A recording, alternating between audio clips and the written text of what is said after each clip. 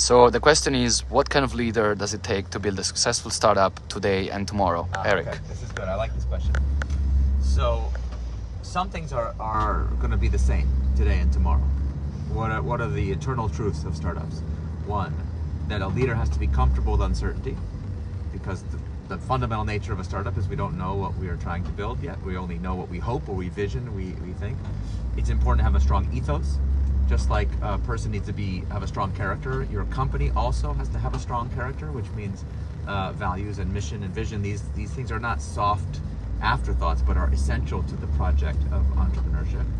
And the third thing that I think is always going to be true is that entrepreneurship is fundamentally a battle of persistence and learning and discovery. Can you stay committed to the project long enough to discover the path to success? Well, that's why we do the pivot and all the lean startup stuff.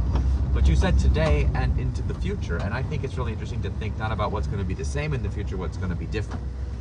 And the trend over the course of the last 100 years has been that the amount of control, what they call the span of control in management of an individual person, is growing.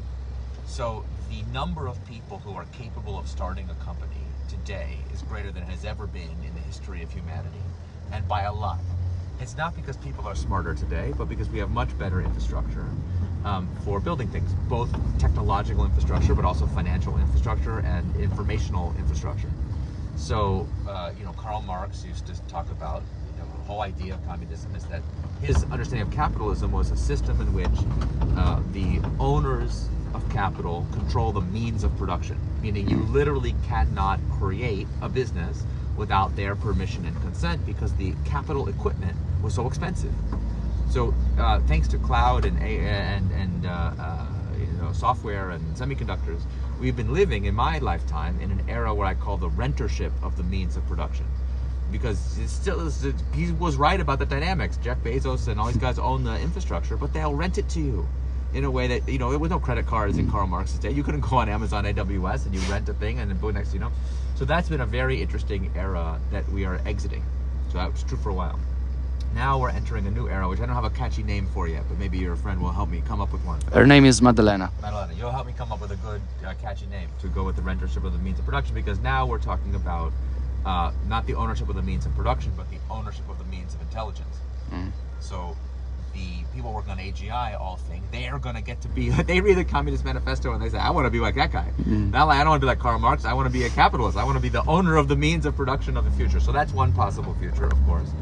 But regardless of how it happened, there's a lot of issues to be worked out with AI and safety and AGI. One thing I think we know for sure is that the span of control of an individual person is about to get a lot wider. And what that means, I think, is we're going to start to see an era where an individual person can oversee a company, even including skills that they themselves don't have and don't know how to manage or rent, because that's the promise of AI, to expand human potential.